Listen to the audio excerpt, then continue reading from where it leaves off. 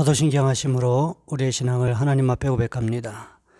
나는 전능하신 아버지 하나님, 전지의 창조주를 믿습니다. 나는 그의 유일하신 아들 우리 주 예수 그리스도를 믿습니다. 그는 성령으로 잉태되어 동정녀 마리아에게서 나시고 본디오 빌라도에게 고난을 받아 십자가에 못 박혀 죽으시고 장사된 지 사흘 만에 죽은 자 가운데서 다시 살아나셨으며 하늘에 오르시어 전능하신 아버지 하나님 우편에 앉아 계시다가 거기로부터 살아있는 자와 죽은 자를 심판하러 오십니다. 나는 성령을 믿으며 거룩한 공교회와 성도의 교제와 죄를 용서받는 것과 몸의 부활과 영생을 믿습니다. 아멘. 찬송가 538장입니다.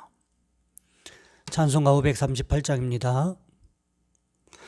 죄짐을 지고서 고나거든 내 맘속에 주 영접하며 새사람 되기를 원하거든 내 구주를 영접하라. 의심을 다 버리고 구주를 영접하라.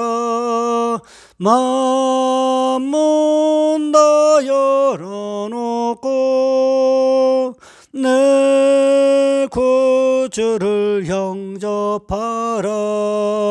정결케 되기를 원하거든 내 맘속에 주 영접하며 생명수 마시기 원하거든 내 구주를 영접하라. 의심을 다 버리고 구주를 영접하라. 맘문 다 열어놓고 내 구주를 영접하라. 진실한 친구를 원하거든 내 맘속에 주 영접하며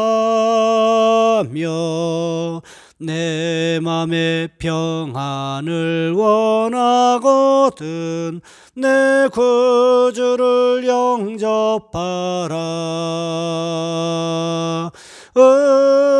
의심을 다 버리고 구주를 영접하라. 맘문 다 열어놓고 내 구주를 영접하라. 즐거운 찬송을 하려거든 내 맘속에 주 영접하며 평안한 복지에 가려거든 내 구주를 영접하라. 의심을 다 버리고 구주를 영접하라. 맘문 다 열어놓고 내 구주를 영접하라.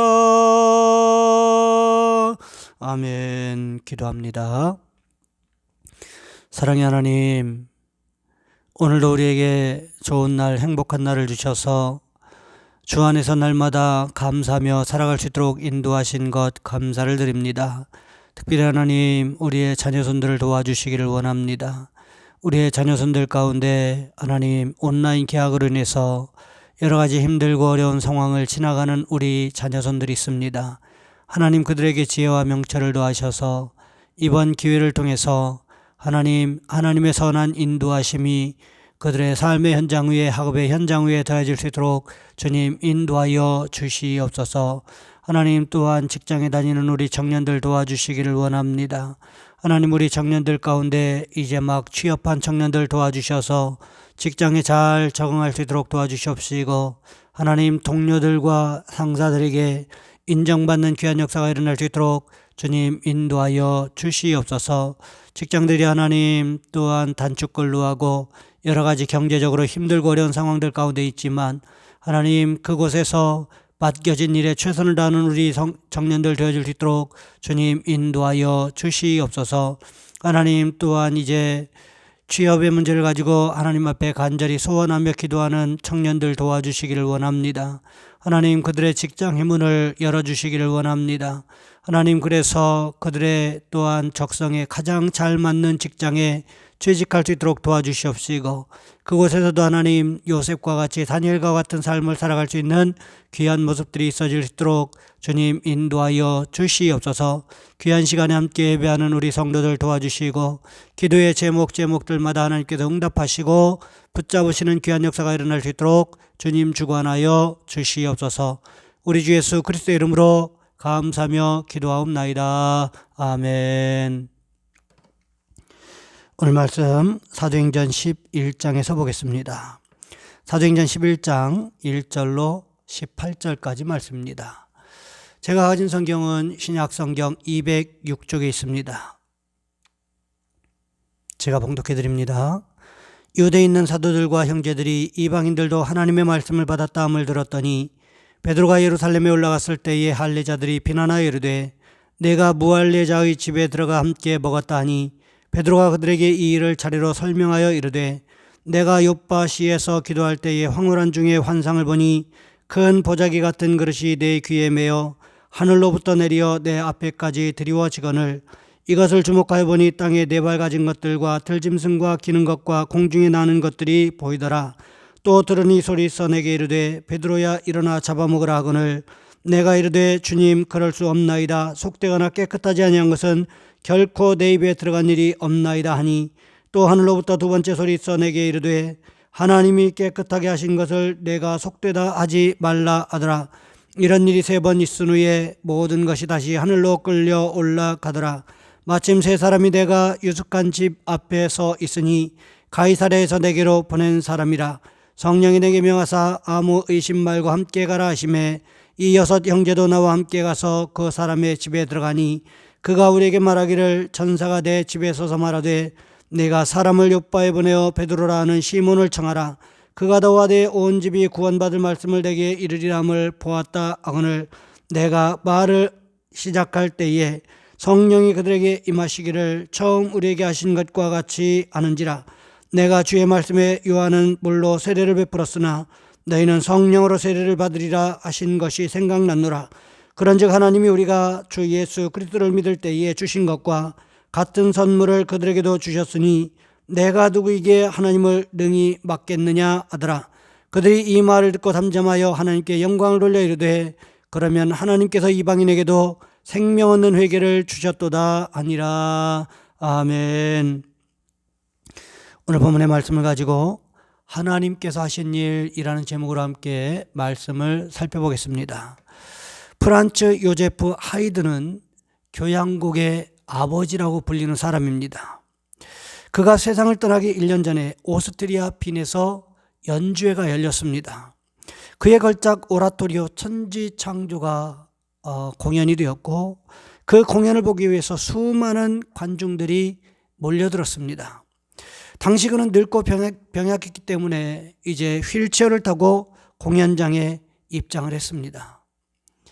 오케스트라의 연주가 끝나고 이제 관중석에서는 우레와 같은 박수 소리가 터져나오기를 시작을 했습니다. 그는 하이드는 힘들게 자리에서 일어나 떨리는 손을 위로 치켜들고는 이야기를 합니다. 내가 아닙니다. 그 음악은 나로부터 온 것이 아닙니다. 바로 저기 우리의 하나님으로부터 모든 것이 나왔습니다. 여러분, 오늘날 우리는 작은 칭찬에도요 얼마나 우쭐해질 때가 많이 있습니까? 또 기대했던 칭찬이 없을 때 얼마나 자주 실망합니까? 하나님께 영광을 돌리는 겸손을 배워야 하지 않을까, 이런 생각을 해보게 됩니다. 오늘 본문에도 보시면 이상한 현상 하나가 나타납니다. 베드로가 이제 가이사랴에서 이방인 백부장 고넬료의 집안 사람들에게 복음을 전하고 세례를 베풀고 예루살렘 교회로 다시 올라왔습니다. 예루살렘 교회에 이방인들이 성령 받았다, 이방인들이 세례를 받았다라는 소문이 파다하게 퍼졌습니다. 그러면 여러분, 우리 생각엔 어떨 것 같습니까? 모든 사람이 다 기뻐할 것 같지요. 그런데 그렇지가 않다라는 것입니다. 오늘 보면 2절 말씀에 보시면 할례자들이 비난하여 라고 기록하고 있는 것을 볼 수가 있습니다. 여기서 할례자란 할례를 받은 믿는 사람들, 즉 유대인들을 믿는 유대인들을 이야기하는 것입니다. 그들의 비난의 내용이 무엇이었습니까?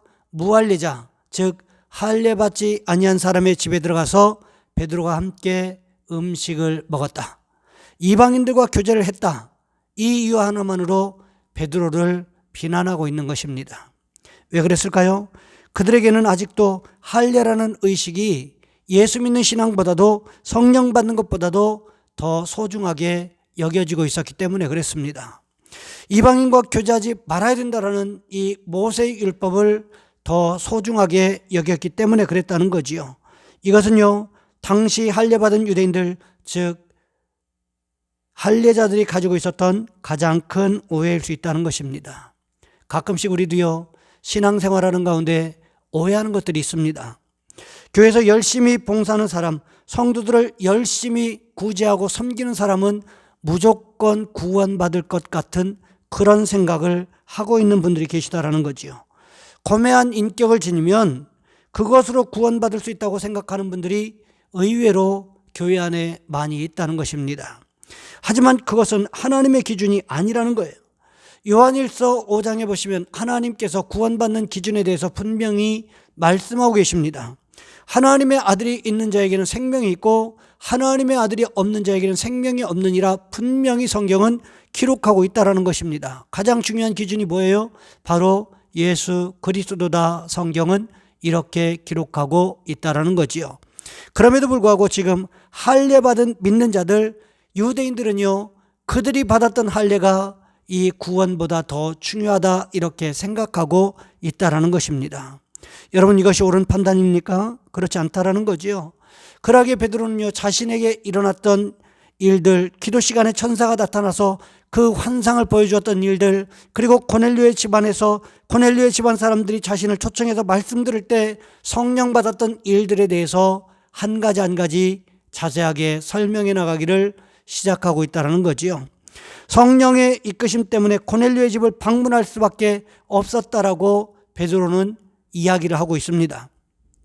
고넬료의 집안 사람들이 말씀을 듣는 그 순간에 성령이 임재하는 장면을 베드로가 목격했노라고 이야기하고 있다는 거지요.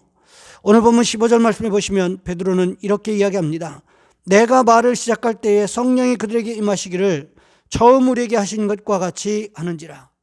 처음 우리에게 임한 것 언제입니까? 사도행전 2장에 기록되어진 성령 임재, 성령 강림 사건을 이야기하고 있는 것입니다.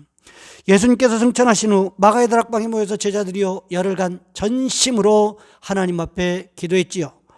온전히 기도에 힘쓰다 보니까 열흘이 지났는지 오순절이 되었는지 어쨌는지 분간하지 못할 그 즈음에 갑자기 성령께서 임하시기를 시작하셨다는 거지요. 그리고 제자들이 마가의 다락방에 모였던 제자들이 성령의 임재하심으로 말미암아 방언으로 기도하기를 시작을 했고 하나님을 찬양했던 그 순간을 베드로는 이야기를 하고 있습니다. 그때의 기쁨을 베드로는 형제들에게 말하고 있습니다. 여러분, 가만히 한번 생각해 보시기 바랍니다. 내가 원하는 물건을 구입하게 됐을 때 그 기쁨이 얼마나 갑니까? 그 물건도 내게는 며칠간의 기쁨을 주는데 우리가 처음 성령 받고 방언으로 기도하기를 시작했을 때 그 기쁨은 과연 며칠 동안 갔었습니까? 여러분, 그 감동을 기억하십니까? 베드로는요, 자신에게 성령이 임하셨을 때 그리고 방언으로 말하기 시작했을 때의 감격을 잊지 않았다는 것입니다. 그 영광을 여전히 하나님께 돌려드리고 있어요. 그랬기에 성령 임재의 순간의 감격을 잊어버리지 않을 수가 있었다라는 거지요. 사람은 참 많은 것들을 잊어버리고 살아갑니다. 특별히 원수는 잘 잊혀지지 않는데 내게 베풀어 주었던 그 은혜에 대해서는 금방 잊어버리는 그런 성향들이 있더라는 거지요. 그래서 우리나라 옛말에 원수는 돌에 새기고 은혜는 물에 새긴다라는 말이 있지 않습니까? 여러분, 그럼에도 불구하고 베드로는요, 자신이 성령 체험한 그 순간을 결코 잊을 수가 없다라는 것입니다. 그러기에 오늘 본문 15절 말씀에서 고넬료 집안 사람들이 성령 받는 그 모습을 보면서 자신들이 마가의 다락방에서 예수님이 약속하셨던 그 성령을 받았던 그 순간을 떠올릴 수가 있었다라는 것입니다. 그러면서 오늘 본문 17절 말씀에서 베드로는 이렇게 말합니다. 그런즉 하나님이 우리가 주 예수 그리스도를 믿을 때에 주신 것과 같은 선물을 저에게도 주셨으니 내가 누구간데 하나님을 능히 막겠느냐. 하나님께서 작정하신 일을 베드로 자신이 어떻게 막을 수 있느냐고 이야기하고 있는 것입니다. 예전에 베드로라면 어떻게 했습니까? 마태복음 16장에서 예수님께서 자신이 고난당하고 십자가에 달려 죽으실 것을 말씀하자 베드로는요, 자신의 욕심을 채우기 위해서 예수님의 앞길을 가로막았습니다. 자기 한 사람의 소욕을 채우기 위해서 예수님의 앞길을 막았던 그 베드로가 오늘 무엇이라고 이야기하고 있습니까? 하나님께서 하신 일을 내가 어떻게 막을 수가 있겠느냐, 이렇게 말하고 있다라는 거지요. 여러분, 사복음서의 베드로와 사도행전의 베드로는 변해도 너무 많이 변했고 달라도 너무 많이 달라졌다라는 거지요. 이 고백의 이면에는 또 다른 고백이 있습니다. 나를 사용해 주신 것만도 하나님 감사합니다. 이런 고백일 수 있다라는 거지요. 여러분, 우리에게도 이런 모습이 있으시기를 원합니다. 지구상에 수많은 사람들이 있습니다. 그 가운데 우리를 선택하셔서, 특별히 우리를 선택하셔서 주님께서 우리를 구원하셨다는 사실, 나를 위해서 또 십자가에 죽으셨다는 사실, 그리고 오늘 이 시간에 내 기도를 받기를 원하신다는 사실, 이것이 얼마나 하나님 앞에 큰 축복인지 아십니까? 기도의 자리에 나올 수 있도록 하신 분도 누구십니까? 성령님이시라는 거지요. 여러분, 우리가 우리의 잘못을 깨닫고 하나님 앞에 회개할 수 있는 마음을 주시는 분도 누구십니까? 성령님이시라는 것입니다. 그러면 회개를 받아주시는 분은요, 그분도 역시 성령님이시라는 거지요. 회개할 마음도 주시고 회개도 받아주시고 이 모든 것들을 누가 하시는 것입니까? 성령님께서 하시는 것입니다. 그러니 여러분, 우리가 해야 될 일은 무엇일까요? 우리를 사용해 주심에 감사하는 일이라는 거지요. 할례를 받은 믿는 자들이, 유대인들이 베드로의 말을 듣고는 곧바로 반응이 바뀌는 것을 볼 수가 있습니다. 오늘 보면 18절 말씀해 보시면 이렇게 기록합니다. 저희가 이 말을 듣고 잠잠하여 하나님께 영광을 돌려 가로되 그러면 하나님께서 이방인에게도 생명 얻는 회개를 주셨도다 하니라.